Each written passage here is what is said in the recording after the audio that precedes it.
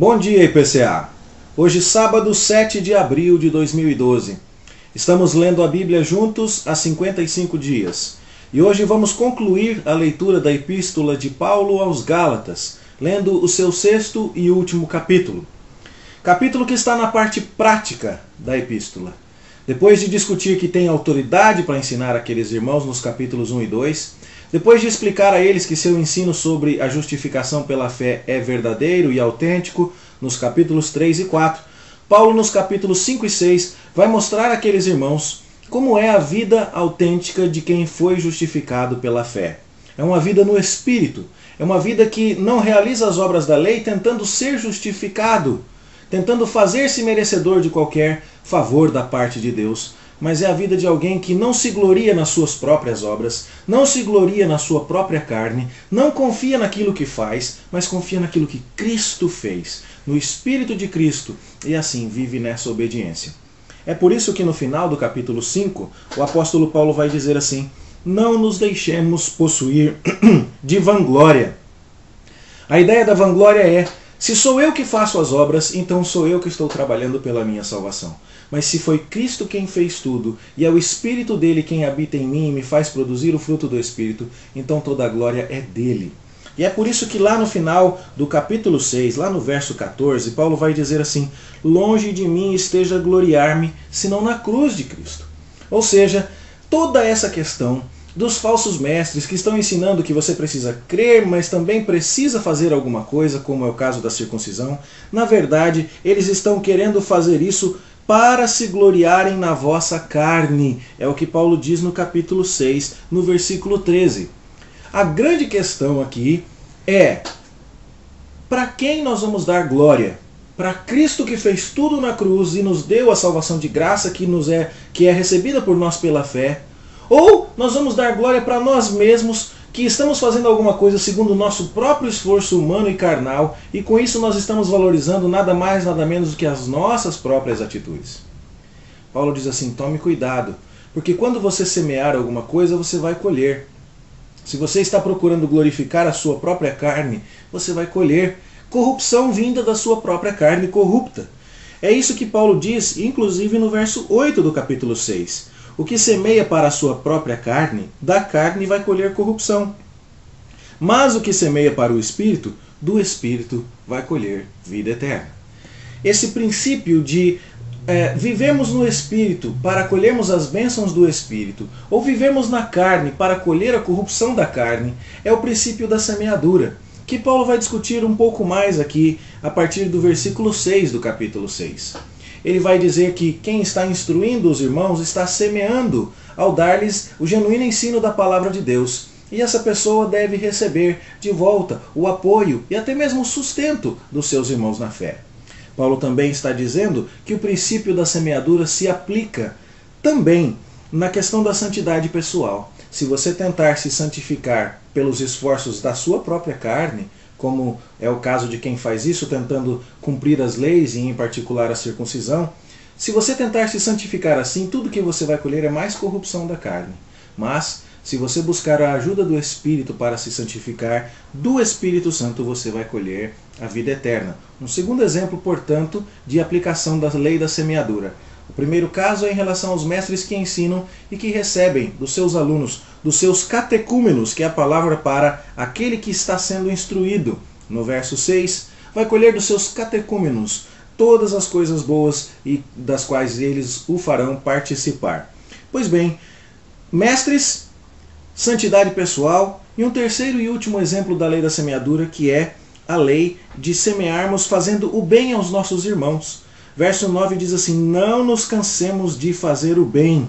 Enquanto tivermos oportunidade, diz o verso 10, façamos o bem a todos, principalmente aos da família da fé. Ou seja, ao invés de vocês ficarem brigando aí, se desentendendo, e um querendo se ostentar mais na carne do que o outro, e um querendo dizer você não é circuncidado, então você é pior do que eu, vamos trabalhar servindo-nos uns aos outros. Essa é a essência da parte inicial do capítulo 6. Ao invés de ficar esperando o irmão cair em alguma falta para detonar com ele e mostrar que você é melhor que ele, diz o capítulo 6 no seu início, vá corrigi-lo com espírito de brandura e tome cuidado para você não cair também. vá levar a carga do seu irmão, vá ajudá-lo a resolver o seu problema.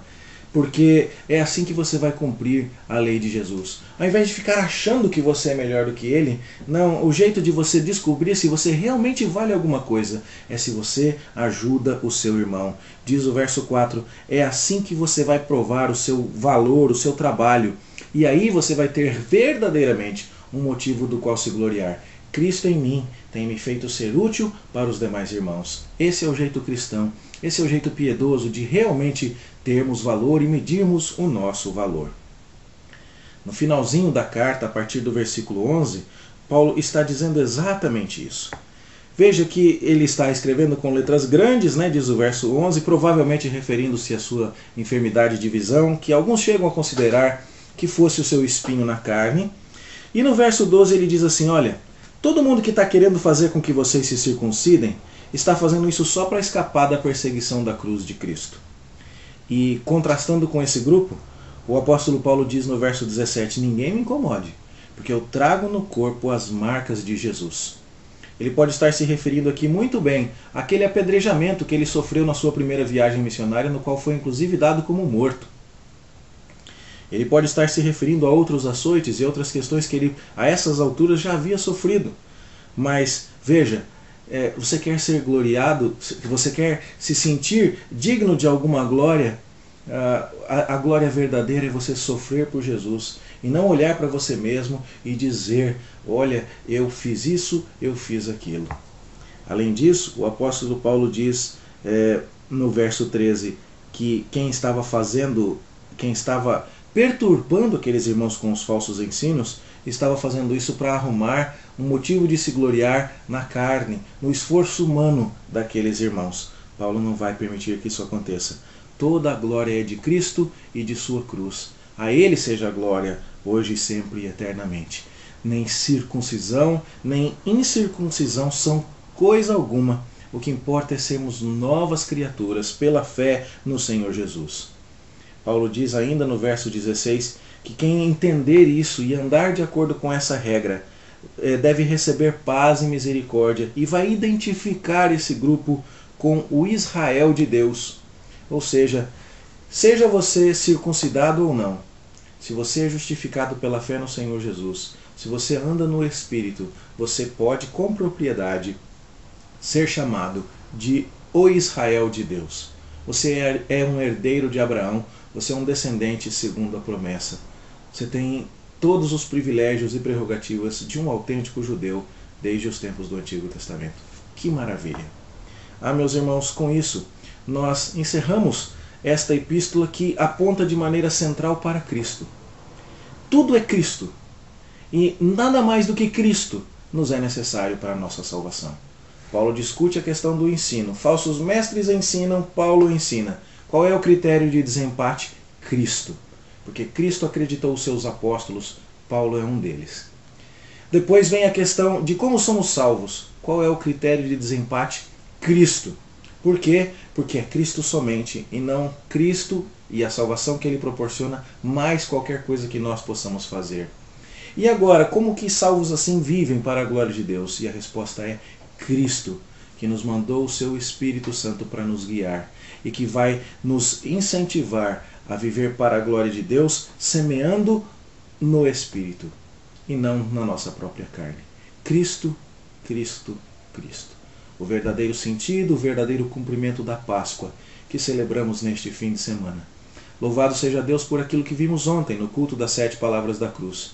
Mal posso esperar para amanhã, 7 horas da manhã, estar bradando com vocês lá na nossa igreja. Louvado seja o Senhor, o nosso Salvador Jesus Cristo ressuscitou.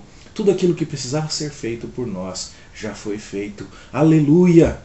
E agora, o que nos cabe é viver no Espírito para a glória de Deus, com a certeza de que não há nada que possamos fazer. Cristo já fez tudo. Quando formos nos gloriar, vamos nos gloriar de sermos servos de Cristo. Quando formos nos preocupar em sermos santos, vamos nos encher do Espírito de Cristo.